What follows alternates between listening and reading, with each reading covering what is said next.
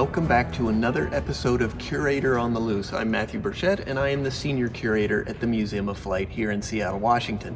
Today we've got something a little bit different. We're going to be doing a new segment I like to call Dueling Duos. How cool is that? Thank you, Jen and Dave, for that awesome name. And today, there is no bigger dueling duo than the F86 and the MiG-15, the classic jet fighter dogfight. And we're gonna compare and contrast these two to figure out who comes out on top.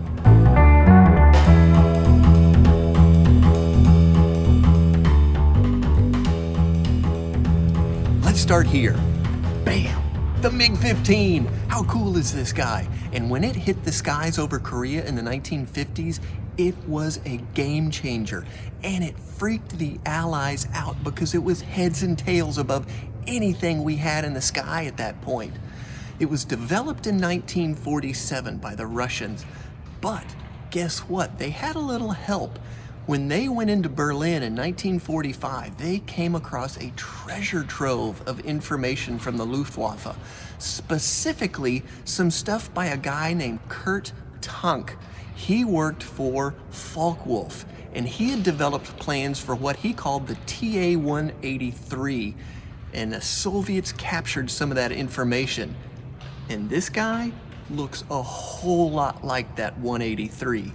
It's got swept wings, swept at 35 degrees, and an intake up front and a big high tail and back.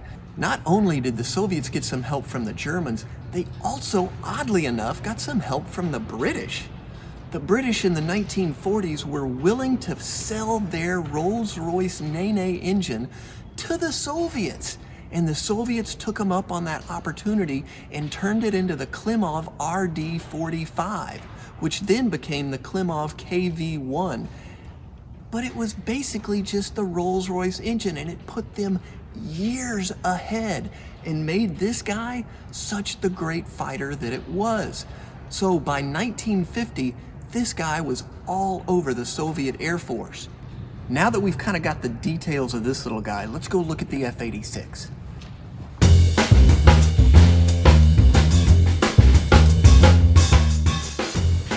F-86, baby! You gotta love this plane. Developed in 1947, just like the MiG-15, this guy used the same German plans as the MiG did, the TA-183, but they took a little bit different route. But if you'll notice, they're really similar. In fact, they were so similar that in Korea, the Allies had to paint black and white stripes so the pilots could figure out what was the MiG and what was the F-86. They look so similar. How cool is that?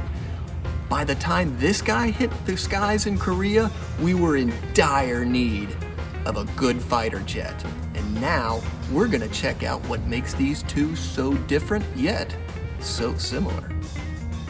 All right, let's start right up here, right where it counts, with the engine. Now, the Soviet MiG carried, as we talked about, a Klimov KV-1, which generated about 5,900 pounds of thrust, whereas the F-86 used a GE J-47, which had about 5,200 pounds of thrust. So, check mark for the Soviet MiG-15. But you'll notice something interesting. The cockpit on the MiG-15 is set very low. That's because the engine was way back in the fuselage. That means that the pilot could sit lower into the actual fuselage of the aircraft. Unfortunately, that's a problem. They didn't have as good a view as the pilot in the F-86, which sat way much higher because he was on top of the engine. That's pretty cool. You know, while we're right up front, let's talk about armament. What is it that makes a fighter a fighter? It's the armament. And for the F-86, it was 6 M3 50 caliber machine guns, which when you think about it, is really kind of a holdover from World War II, when the 50 caliber was the American go-to machine gun for fighters. But by 1950, things were changing. The 50 just didn't have the punch that it needed to knock down Say the MiG-15. In fact, let's go check out what the MiG-15 was punching with, because that is scary. When the Soviets designed the MiG-15, they saw it as a bomber killer, and they armed it accordingly. Check that guy out. That's a 23mm cannon, and there are 2 of them on the MiG-15. But wait, there's more. Check that out. That's a 37mm cannon. These guys were monsters, but the problem was they had a really slow rate of fire compared to the F-86's 50 caliber machine guns, which could really spew out the bullets. But weirder still, both of these guns had different trajectories. It was not uncommon for an F-86 pilot to see 23mm rounds go flying past, whereas the 37mm rounds would go under. That's kind of weird, and it makes it really hard to aim. You can't talk about guns without talking about gun sights, and that's where the F-86 really had an advantage. The Soviets had what they called the ASP-1, which was basically just a copy of the World War II American K-14 computing gun sight. Now, at the time, that was the bomb diggity gun sight, but by the 1950s, we had radar, and that helped a lot. Whereas with the ASP-1, the pilot had to dial in the wingspan of his target, but then calculate or guess how far away the target was. The sight would then calculate the lead for the pilot. On the other hand, the Americans had the A1C, which was an amazing gun sight for the day. Not only did it calculate your lead, but it also calculated the range to your target via a radar system. That was really a game changer for the Americans. Okay, but what about where it counts? Flight characteristics. Now, both aircraft had this swept wing, that 35-degree swept wing that they stole from the German idea. But the MiG had a higher ceiling, a much faster climb rate, and a little bit better turning radius. Now, where it fell was the fact that it was literally hand-built, to the point where some aircraft, one wing was just slightly different than the other one because they were all hand-built with no jigs or anything like that.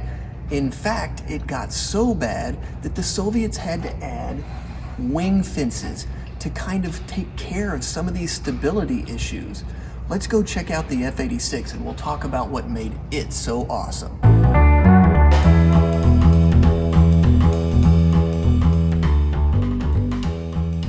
The F-86 was an awesome aircraft. It was just on par speed-wise with the MiG, but it could dive like a rock, and that came in really handy sometimes. It was also a much more stable aircraft than the MiG. Remember those wonky wings we were talking about? Now, let's go over a little bit of history of both these aircraft and how they fought in the Korean War, and then we've got some more stuff for you.